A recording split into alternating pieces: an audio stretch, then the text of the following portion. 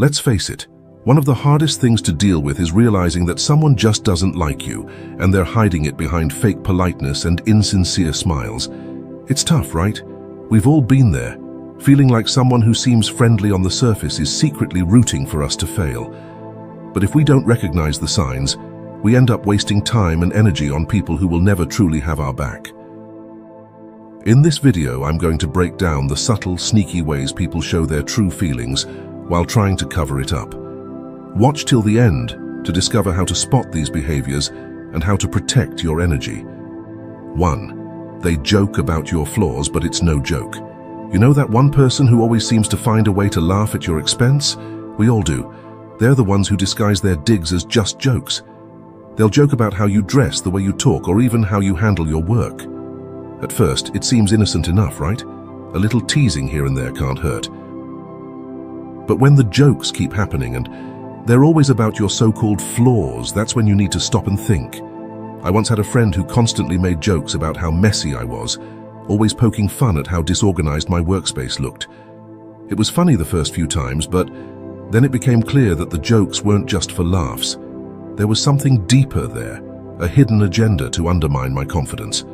The problem is, we're often conditioned to brush off these comments because, hey, if you can't take a joke, you're the one being overly sensitive, right? Wrong. These so-called jokes are a way for people to see how much disrespect you'll tolerate.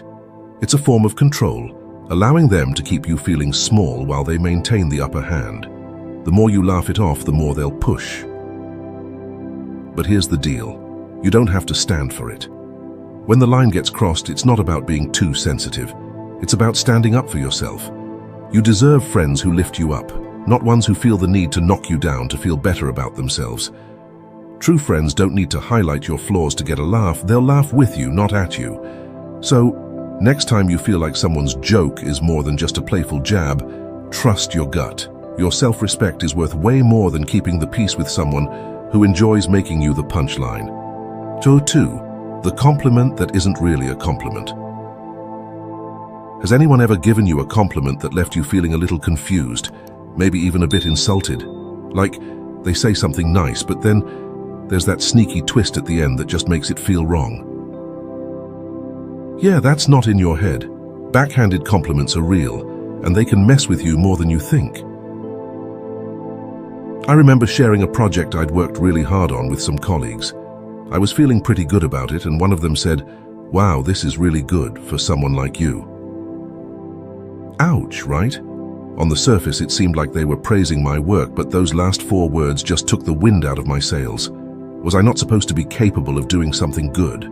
It made me wonder if they thought I wasn't up to par to begin with. This is how backhanded compliments work. They make you question yourself while the other person pretends to be nice. It's like they're trying to give you a pat on the back while also reminding you not to get too confident. But here's the thing. When people give these so-called compliments, they're often revealing more about their own insecurities than anything about you. They might feel threatened by your success, so they try to bring you down a peg while pretending to lift you up.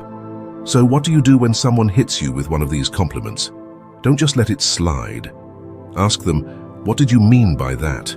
It puts them on the spot and makes them realize you're not going to take their subtle negativity lying down. Most of the time, they'll stumble over their words because they didn't expect to be called out. Remember, a compliment should make you feel good, not question your abilities. And if someone's compliment makes you feel worse, it's time to question their intentions. 3. The silent exclusion. Have you ever checked your phone only to see a bunch of photos of your friends hanging out at an event you weren't invited to? Yeah, it stings, especially when they didn't even bother to tell you about it. Maybe they'll say, "Oh, we thought you were busy," or "It was a last-minute thing," but deep down you know the truth. If they wanted you there, they would have made sure to include you. It's the small exclusions that hurt the most. I've been there, watching people I thought were close friends have fun without me and pretending like it didn't bother me. But here's the deal. This kind of behavior isn't just thoughtlessness. It's deliberate. It's a subtle way of pushing you out of the group without having to say it outright. And that's what makes it so hard to deal with, because no one's actually saying the words, "We don't want you here." But their actions speak louder than words. If you keep brushing it off, hoping it's just an oversight, You're only giving them more room to continue treating you as an afterthought. I used to let these things slide, but after a while I realized that staying quiet only made me feel worse. So, I started doing something that felt uncomfortable at first, but was totally necessary. I started calling them out. I'd casually ask, "Hey, I noticed you guys went to that event. Why didn't anyone invite me?" It forced them to face their behavior, and guess what? Some of them got defensive, but it also made them realize they couldn't just exclude me without any explanation. If people really want you in their lives, they'll make the effort to include you. And if they keep leaving you out, maybe it's time to reevaluate those friendships. You deserve to be around people who value your company, not ones who make you feel like you have to chase after their attention. 4. They're always busy, but not for everyone else. We all have busy lives, work, family, hobbies. It's a lot to juggle. But what happens when someone is always too busy to hang out with you, yet somehow has time for everyone else? It's frustrating, right? You reach out trying to make plans, but they always have some excuse like, "I'm swamped with work," or "I've got a lot going on right now." Meanwhile, you see them on social media, out with other friends, making time for everyone but you. I had a friend like this once. Every time I'd try to hang out, they'd be too busy, but somehow they had no problem grabbing lunch with others or going to weekend getaways. At first, I gave them the benefit of the doubt, thinking maybe their schedule was just crazy. But after a while, I couldn't ignore the pattern. It wasn't that they were too busy, it was that they were too busy for me. Here's the harsh truth. People make time for what matters to them. If someone is always too busy when it comes to you, it's not about their schedule. It's about their priorities. And while that's a tough pill to swallow, it's better to know where you stand than to keep wondering why they never seem to have time for you. So, what do you do when you find yourself in this situation? You have to accept that maybe you're not a priority in their life anymore. It's hard, but it's important to surround yourself with people who value you enough to make time for you, even when they're busy. After all, relationships are a two-way street, and you deserve to be with people who treat you like you matter. 5. The confrontation that comes with telling the truth. Let's talk about that awkward moment when you finally confront someone who's been stringing you along. You know they've been making excuses, avoiding plans, and keeping you at a distance, but they never actually say what's really on their mind. It's all about keeping you on the hook, just in case they need you someday, but without actually investing in the friendship. I've been on both sides of this situation, and trust me, neither one feels good. There have been times when I made excuses because I didn't know how to tell someone that I'd outgrown the relationship. It was uncomfortable, and I knew deep down that I was being unfair. But being on the receiving end of this behavior really taught me something valuable. It's always better to be honest, even if it's awkward or painful, than to drag things out with a bunch of empty excuses. When I finally confronted a friend who was always too busy to hang out, the conversation was super awkward, no question, but it was necessary. That talk gave me the clarity I needed to move on and stop wasting my time and energy on a relationship where I clearly wasn't valued. Here's the thing. Your time and energy are precious. Don't waste them on people who can't be bothered to make time for you. If someone is constantly giving you the "I'm too busy" excuse, it's time to reassess the relationship. You deserve to be around people who are excited to see you, who make an effort to include you, not just when it's convenient for them, but because they genuinely enjoy your company. We often hold on to relationships out of habit, nostalgia, or fear of being alone, even when we know deep down that things have changed. But there's real strength in letting go. It's not about being needy or demanding. It's about valuing yourself enough to walk away from those who don't value you. 6. They avoid physical contact like the plague. Let's talk about a big red flag that's easy to overlook: physical contact, or rather the lack of it. I'm not just talking about romantic relationships. This applies to friendships and colleagues too. Physical contact is a basic part of human interaction, a way we build trust and show connection.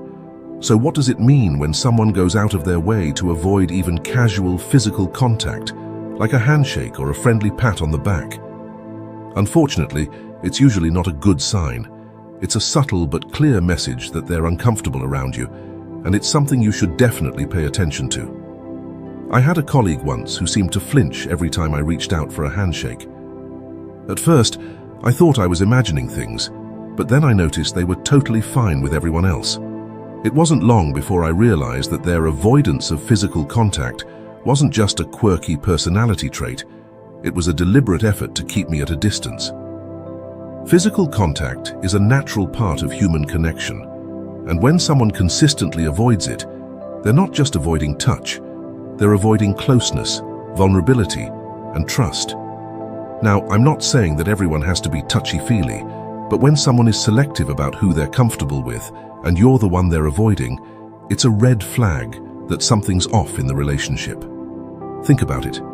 Have you ever leaned away from someone or avoided a hug because you weren't comfortable around them? It's awkward, and it's usually a sign that the relationship isn't as close as one or both of you might want to believe. I've learned to pay attention to these cues, even when it's hard to admit what they mean. I've been in situations where I ignored the signs, convincing myself that someone's reluctance to get close was just how they are. But the more I reflected on it, the more I realized it was about our relationship, not just their personality. Eventually, I confronted the situation, which led to some tough conversations and, in some cases, the end of the relationship. But it also freed me from the frustration of wondering why things felt off. So here's the deep message. Don't ignore the signs. When someone consistently avoids physical contact with you, it's more than just a preference. It's a statement about how they feel about the relationship. If you notice this pattern, don't be afraid to address it. It might lead to a deeper understanding, or it might reveal that the relationship isn't as solid as you thought. Either way, it's better to confront the truth than live in denial. You deserve relationships where physical contact isn't something to be avoided, but something that happens naturally and comfortably. These small gestures build trust and connection, and if someone consistently avoids them, it's a sign that something's not right. 7. They disappear when you need support. Here's a tough one. Nothing reveals the true nature of a relationship like a crisis. When things get hard, you find out who your real friends are. So, what does it say about someone when they disappear the moment you need them the most? It's more than just being flaky. When someone pulls a disappearing act during your darkest times, it's a clear sign that they're not as invested in the relationship as you thought. And let's be real, it's not just hurtful, it's a betrayal. I learned this the hard way during a particularly rough time in my life. I was going through something really heavy, something that shook me to my core. Naturally, I turned to the people I thought were close friends, expecting some support, even if it was just a quick text or phone call. But guess what? Nothing. Crickets. The people I'd been there for during their tough times suddenly had every excuse in the book. Oh, I'm so busy with work, or I'll check in with you later, but they never did.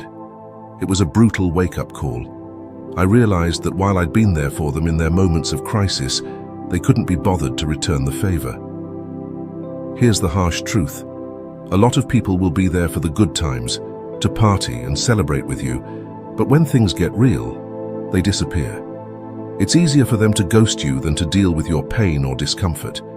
The reality is, they just don't care enough to be there when it counts. Support isn't about convenience. It's about showing up when it's hard, when it's uncomfortable, and when it's the last thing you want to do. The people who disappear when you need them the most aren't just letting you down. They're showing you exactly where you stand in their life. But here's the deeper lesson. Don't let their absence make you bitter. Let it make you better. Use it as a filter to sift out the people who don't deserve a place in your life. The ones who stick around, who check in, who show up even when it's inconvenient. Those are the people who truly matter.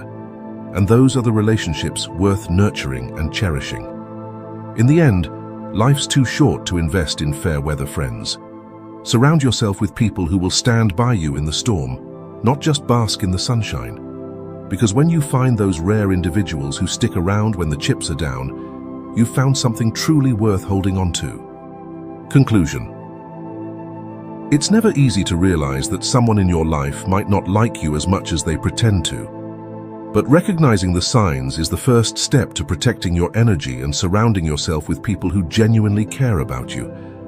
Whether it's backhanded compliments, exclusion from plans, or always being too busy, these behaviors reveal more about them than about you. You deserve friends who lift you up, not ones who bring you down. So, trust your gut, set boundaries, and don't be afraid to walk away from those who can't see your worth.